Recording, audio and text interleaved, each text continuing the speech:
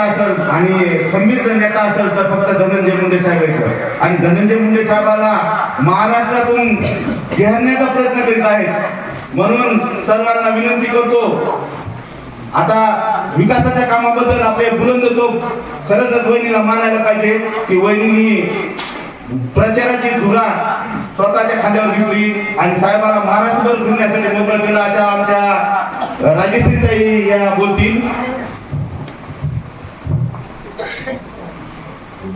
आपल्या तळणी गावचं दक्षिणमुखी हनुमंतरायाच्या ग्रामदैवताला नतमस्तक होऊन विनम्र अभिवादन करते.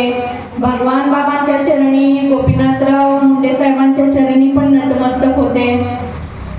आणि ज्यांना आपण जाणता राजा म्हणतो अशा छत्रपती शिवाजी महाराजांच्या चरणी, अहिल्या पुण्यश्लोक अहिल्याबाई होळकरांच्या चरणी, क्रांतिज्योती सावित्रीबाई फुलेंच्या चरणी, डॉक्टर बाबासाहेब आंबेडकर, रमाई माता आणि लोकशाहीर अण्णाभाऊ साठेंच्या चरणी पण मी नतमस्तक होते. ह्या सगळ्या महामानवांना विनम्र अभिवादन करते.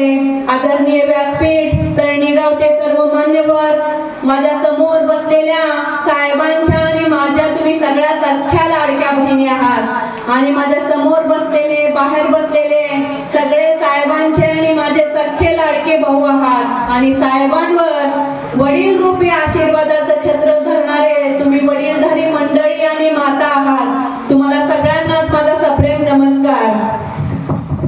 आता कारण असं आहे, 2024च्या विधानसभेच्या निवडणुका लागलेल्या आहेत. आपले साहेब एका महत्वाच्या टप्प्यावर उभे आहेत आणि आता आपल्या सगळ्यांची एकता आणि पुढच्या येणाऱ्या आपल्या सगळ्या पिढ्यांसाठी आणि उज्ज्वल भविष्यासाठी योग्य निर्णय घ्यायची गरज आहे. म्हणून साहेबांचे हात बळकट करण्यासाठी आपण सगळ्यांनी एकत्र यायची गरज आहे. मागच्या लोकसभेच्या निवडणुकीला पंकजाताईंचा जो पराभव झाला तो आपल्या सगळ्यांच्या जिव्हारी लागलेला आहे. आज जर ताई निवडून आल्या असत्या तर ताई केंद्रात मंत्री असत्या आणि पूर्ण मराठवाड्याला ताईंनी भरभरून निधी दिला असता आणि विकासाच्या बाबतीत आपण खूप पुढे गेलो असतो. ती चूक आता आपल्याला करायची नाही. मागच्या वेळेला बजरंग सोनवणे निवडून आले पण ते आपल्या भागात एकही दिवस इकडे फिरकले नाहीत आणि विकासाचं एकही काम त्यांनी केलं नाही. म्हणून आता भूलतापाला न बळी पडता आणि जातीवादाला न बळी पडता मला माहितीये हे तळणी गावातून भरभरून वन वे मतदान साहेबांना होणार आहे. त्याच्यामुळे मी पण निश्चिंत आहे. आता भाऊनी सांगितलं तसं 288 मतदारसंघ आहेत पण चर्चा मात्र फक्त परळी मतदारसंघाचीच असते. आपल्या साहेबांना चक्रव्यूहात अडकवण्याचं काम विरोधक करतायत पण हे चक्रव्यूह भेदून काढण्याचं काम जनतेने हातात घेतलेले आहे. ही निवडणूक जनतेने हातात घेतलेली आहे आणि एकदा का निवडणूक जनतेने हातात घेतली की विजयाचा गुलाल लागल्याशिवाय राहत नाही, आम्हाला विश्वास आहे. 2002 ची जिल्हा परिषदची निवडणूक असू दे नाहीतर 2019 ची विधानसभेची निवडणूक असू दे, तुमच्या मतात आणि तुमच्या आशीर्वादात एवढी ताकद आहे की साहेब आमदार म्हणून तर निवडून आले पण मंत्रिपदाची शक्यताही नसताना साहेब मंत्रिपदी विराजमान झाले, एवढी ताकद तुमच्या मतात आहे.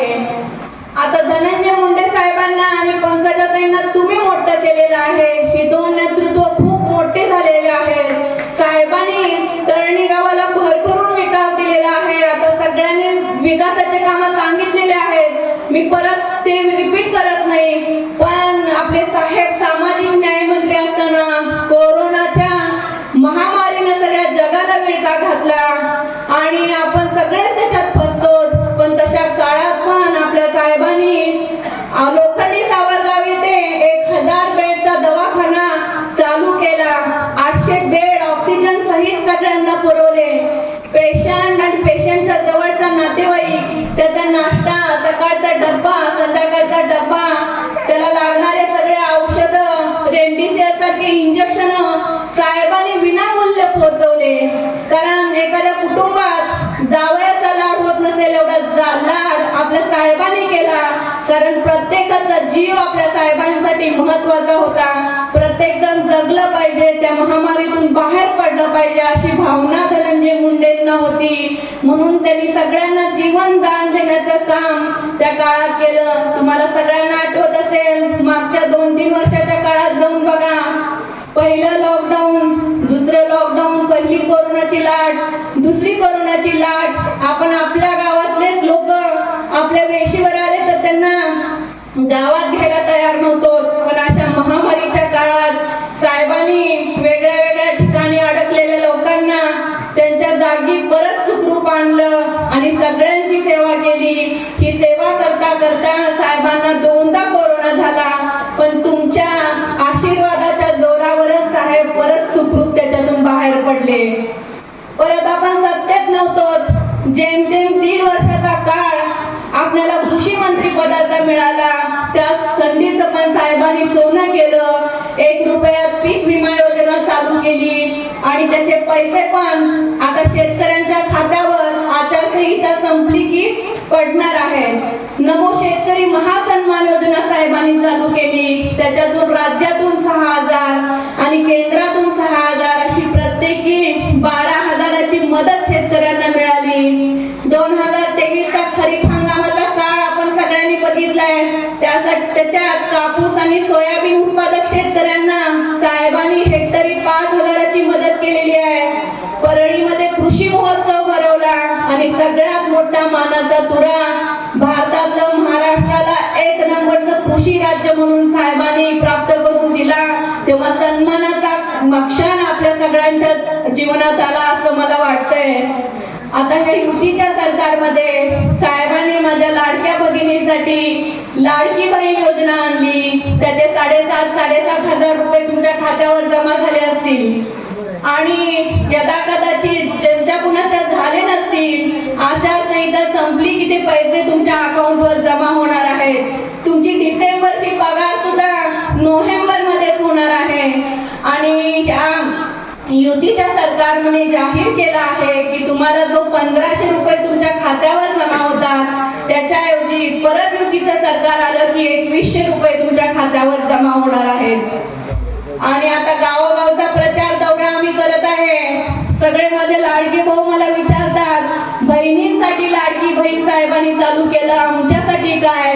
तर माझ्या वडीलधारी मंडळींना सांगण्यासाठी मला खूप आनंद होतोय की लाडक्या भावांसाठी साहेबांनी MIDCचा प्रोजेक्ट आधीच मंजूर केला आहे. त्याच्यात 1,200 कोटी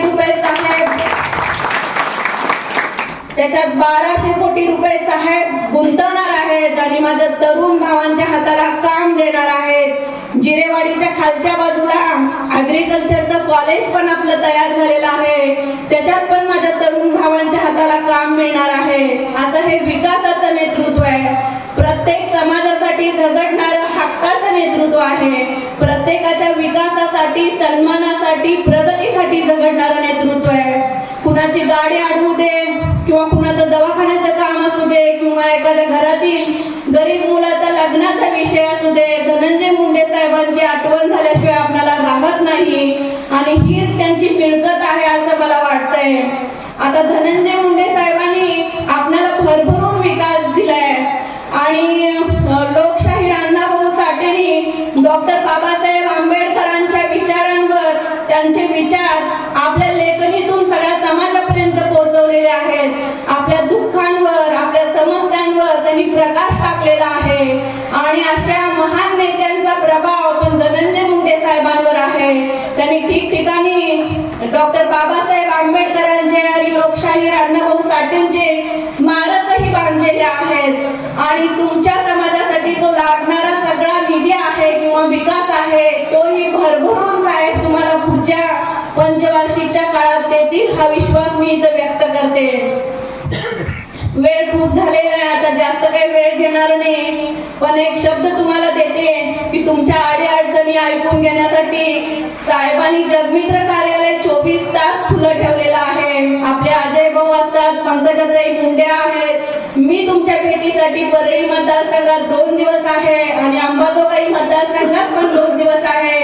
या गावातले मान्यवर पण आहेत, बंडू भाऊ आहेत, दिलीप भाऊ आहेत, आमचे शिवाजी भाऊ आहेत आणि गावचे अजून मान्यवर, ह्यांच्याकडे तुम्ही ज्या काही समस्या असतील त्या मांडू शकतात आणि त्या सगळ्या समस्यांचं निराकरण केलं जाईल हा शब्द पण मी इथं तुम्हाला देते.